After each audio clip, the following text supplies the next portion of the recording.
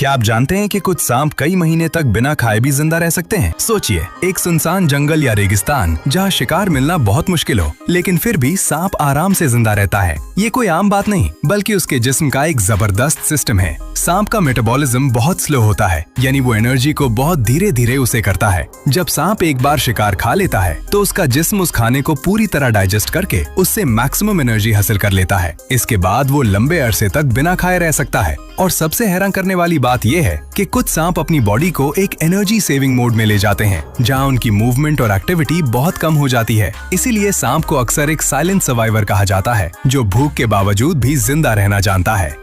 क्या आप जानते हैं कि कुछ सांप कई महीने तक बिना खाए भी जिंदा रह सकते हैं? सोचिए, एक सुनसान जंगल या रेगिस्तान जहां शिकार मिलना बहुत मुश्किल हो, लेकिन फिर भी सांप आराम से जिंदा रहता है। ये कोई आम बात नहीं, बल्कि उसके जिस्म का एक जबरदस्त सिस्टम है। सांप का मेटाबॉलिज्म बहुत स्लो होता है, यानी वो एनर्जी को बहुत धीरे धीरे उसे करता है। जब सांप एक बार शिकार खा लेता है तो उसका जिस्म उस खाने को पूरी तरह डाइजेस्ट करके उससे मैक्सिमम एनर्जी हासिल कर लेता है। इसके बाद वो लंबे अरसे तक बिना खाए रह सकता है। और सबसे हैरान करने वाली बात यह है कि कुछ सांप अपनी बॉडी को एक एनर्जी सेविंग मोड में ले जाते हैं, जहां उनकी मूवमेंट और एक्टिविटी बहुत कम हो जाती है। इसीलिए सांप को अक्सर एक साइलेंट सर्वाइवर कहा जाता है, जो भूख के बावजूद भी जिंदा रहना जानता है।